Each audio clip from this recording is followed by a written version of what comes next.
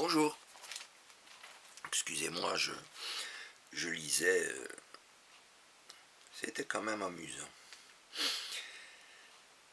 Eh bien, Richard, Richard, il a 15 ans et ses parents sont obligés de le faire descendre dans la mine. Richard a entendu son père et sa mère parler de la mine et quand il y est allé, qu'il a vu l'ascenseur, la cage, il a regardé cet engin et il s'est dit c'est pas évident. Il faut savoir que pour un mineur, la cage descendait à 8 mètres par seconde. Que pour du matériel, elle descendait à 46 mètres par seconde. C'était incroyable. Et Richard, il est allé travailler. Un jour, il a raconté une histoire. Il a dit que cela s'était passé dans la nuit du 30 au 31 août 1944. Qu'il y avait eu un coup de grisou.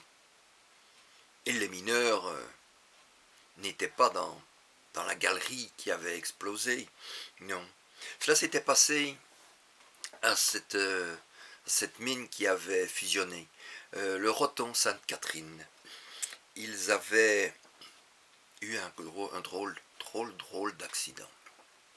Enfin, un drôle. Il y avait un ingénieur, son épouse, un ouvrier et un porion. Un chef porion qui était descendu. Ils étaient allés à moins 32. Là, ils avaient été tout au fond de la galerie et ils s'y étaient cachés. Les ouvriers n'allaient pas à moins 32, ils descendaient plus bas. Et Richard a expliqué que ce groupe de 4 personnes, en réalité, s'était caché. L'ingénieur avait fourni des renseignements à la résistance. Son épouse, ne pouvant rester car elle se serait fait arrêter par les Allemands, est partie avec son époux. Le porion était un messager. Il portait les renseignements. Et l'ouvrier, l'ouvrier était un résistant qui avait tué dans un petit village pas loin d'ici 4 nazis. Il n'y avait eu aucun problème. Il les avait tués et leur corps avait disparu. Plus de nouvelles. Ils auraient pu déserter, allez savoir. Mais alors que les Allemands les recherchaient, eh bien, ils ont fait une bêtise. Ils ont été tout au fond de la mine. Ils ont allumé un feu. Et là, ça a fait boum. Quand ça a boumé dans la galerie, ça s'est entendu. Tout le monde a entendu une explosion. Tous les mineurs auraient regardé autour d'eux. Bon, c'est pas ma galerie. Il y a des copains qui sont là quelque part et qui sont en danger. Et les mineurs sont repartis. Chacun à leur tour, ils sont remontés, mais quand ils ont passé à moins 32, ils se sont rendus compte que c'était là que la catastrophe s'était passée. Les mineurs ont donc été dans la galerie et quand ils sont rentrés, il y avait un fameux éboulement. Ils ont commencé à dégager, mais le mécanicien, qui n'était plus le même que celui qui les avait fait descendre, n'était pas au courant. Il n'y avait personne qui savait qu'il y avait 4 personnes à moins 32. Cela fait que les ouvriers, ils ont dégagé, et ils se sont demandé comment cela avait pu exploser. Quand ils ont commencé à trouver le premier corps, ils se sont dit, il y avait des gens dedans. Ils ont continué. La deuxième personne qu'ils ont trouvée, c'était une dame.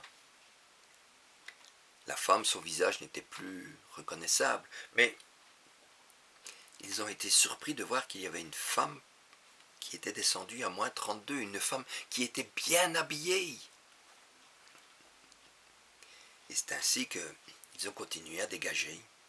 Ils ont découvert l'ingénieur, ils ont trouvé donc les 4 personnes, et dans leur poche, dans la poche du mineur, il y avait un petit papier. Ce petit papier, il était écrit « Si je ne reviens pas, dites à mon épouse que je n'ai jamais été un lâche, que j'ai toujours travaillé pour son bonheur et pour la Belgique. » C'était surprenant, les gens se sont demandé qui il était, qu'est-ce que c'était. L'ingénieur, tout le monde l'avait reconnu. Ils ont déduit que c'était son épouse. Le porion a été reconnu, mais le mineur, personne ne savait qui il était. Il a fallu attendre que ce soit le tour de l'équipe de ce mineur à descendre pour constater qu'il n'était pas présent. Alors, on est allé voir chez lui, et chez lui, son épouse disait « Il est parti il y a déjà quelque temps. Il m'a dit qu'il avait quelque chose à faire et il n'est pas revenu. » C'est ainsi qu'ils ont appris que ce brave homme était un résistant. Personne n'en a parlé. Il y a eu un enterrement en toute dignité, mais ce ne fut pas le cas pour l'ingénieur et sa femme, car les troupes nazies recherchaient justement cet ingénieur. Et lorsque l'on a déclaré leur mort, les Allemands sont venus voir.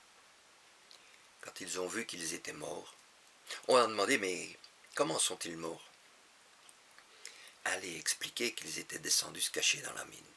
Cela aurait fait énormément de mal, car il y aurait eu des espions qui seraient descendus à leur tour. C'est ainsi qu'ils ont trouvé une excuse. Ils ont été tout en haut du terril. Et là, on ne sait pas pourquoi, quelle idée ils ont eu d'y aller, ils sont tombés.